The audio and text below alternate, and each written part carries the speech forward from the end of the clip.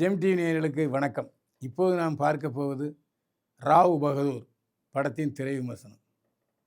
இந்த படம் ஒரிஜினலாக தெலுங்கு படம். ராவ் பகதூர் படத்தில் சத்யதேவ் மற்றும் பல தெலுங்கு நடிகர்கள் நடித்திருக்கிறார்கள். கார்த்திக் பாமர் ஒளிப்பதிவு செய்திருக்கிறார்.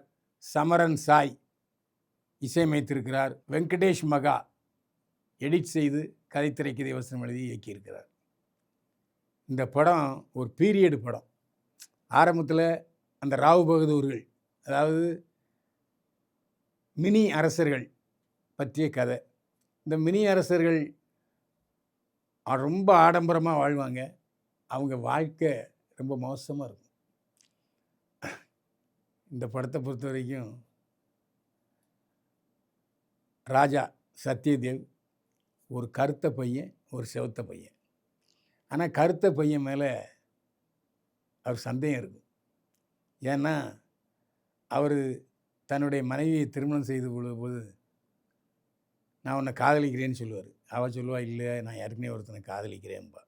இல்லை நீ இல்லாமல் வாழ்க்கை இல்லைன்னு சொல்லி வற்புறுத்தி அந்த பெண்ணை திருமணம் செய்து கொள்வார். அதனால் ஒருவேளை அந்த பையன் முன்னாள் காதலனுக்கு பிறந்ததோ என்கிற ஒரு சந்தேகம் நமக்கும் இருக்குது, ராஜா சத்யதேவுக்கும் இருக்குது. இந்த மாதிரி கதை போயிட்டுருக்கு. கதை நம்ம நினைக்கிற மாதிரியான கதை அல்ல, வேறு மாதிரியான கதை. அதாவது ஆங்கிலமும் தெலுங்கும் கலந்த பாடல்கள் பிரமாதமாக. இந்த கோரியோகிராஃபி இருக்க, அந்த நடனத்துக்காகவே படத்தை பார்க்கலாங்க. 3 பாடல் காட்சிகள் இருக்குது. வேறு மாதிரி கம்போஸ் பண்ணி டான்ஸ் பண்ணியிருக்காங்க. இந்த படத்தை நடனத்துக்காகவே நாம் பார்க்க வேண்டும் போல தோன்றுகிறது. மற்றபடி கொஞ்சம் கதை புரியாத மாதிரி இருக்கும். கடைசியில் கதை புரியும்போது இந்த ராவ் பகதூர் கதையெல்லாம் இவ்வளோ மோசமானதா அப்படின்னு இருக்கும். ஏன்னா அவன் பொண்டாட்டி சொல்லுவா, அட பாவி, அந்த செத்துப்போன கருத்த பையன் தான் உன் பையன்னு சொல்லுவாள். அதாவது செவத்த பையன் அவருக்கு பிறந்தது அல்ல. கிளைமேக்ஸில் ஒரு பெரிய இடியை தூக்கி போடுவாங்க.